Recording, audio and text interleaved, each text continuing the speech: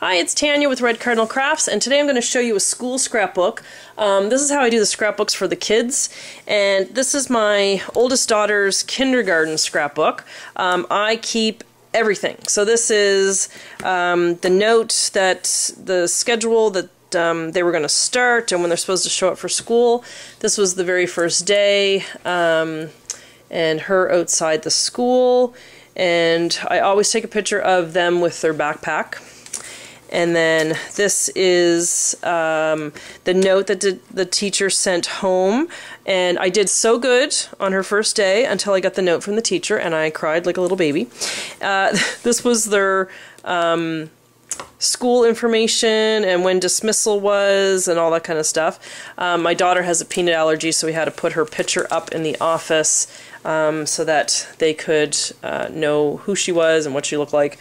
This was apple picking. We went apple picking with the class. This was such a cute little school. This was Douglas Elementary in New Brunswick. It's the oldest operating school in Canada. They unfortunately had to close it last year. It was built in 1873, so it was such a cute little school. We went for a walk looking for leaves. This was how they were learning their letters and their sounds. So they did the letter A. So I have her little book with all her stuff in it. And I didn't cut out the pages. I left the book the way it was. This was a picture of her aunt on a little paper bag.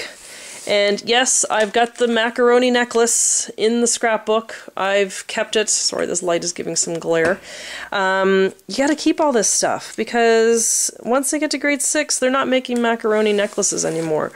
That was her school picture and her class picture, and her eyes were sore that day. She had a cold, and I made her cry. I know, it's a whole big thing. My husband still teases me about it. That's her report card.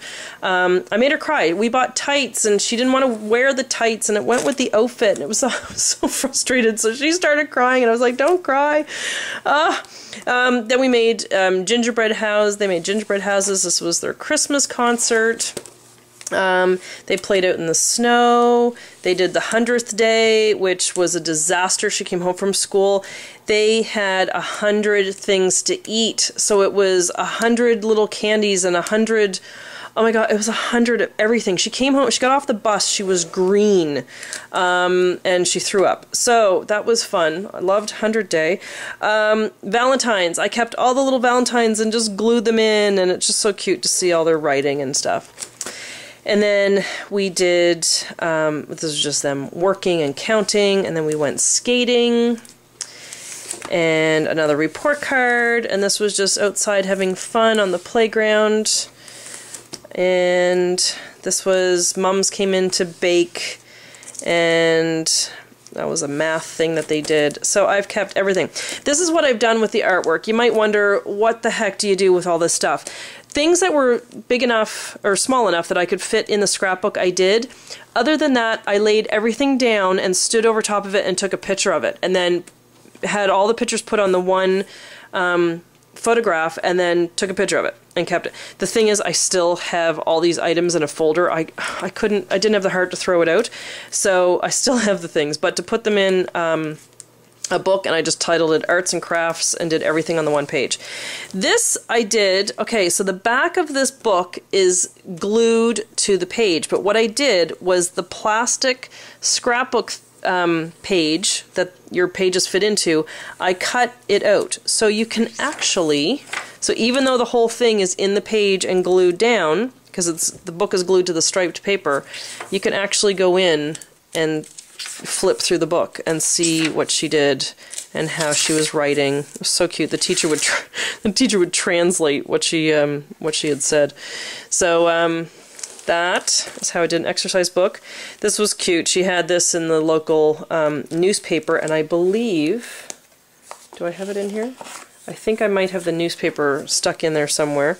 This was a friend of mine that we used to stand at the bus stop, and she ended up in the newspaper. This was just little cards that she got. She wrote a little note to her teacher, and we went on a field trip. And then this was so cute. The teacher from the next year took us over to her house, and she was had a little country house with geese, and it was so cute. And then this was it. This was her birthday little certificate. This was the final day, and she was having her teacher sign her autograph book, and this was a little fun field day thing that they did. This was the last day of school. This was my friends and I.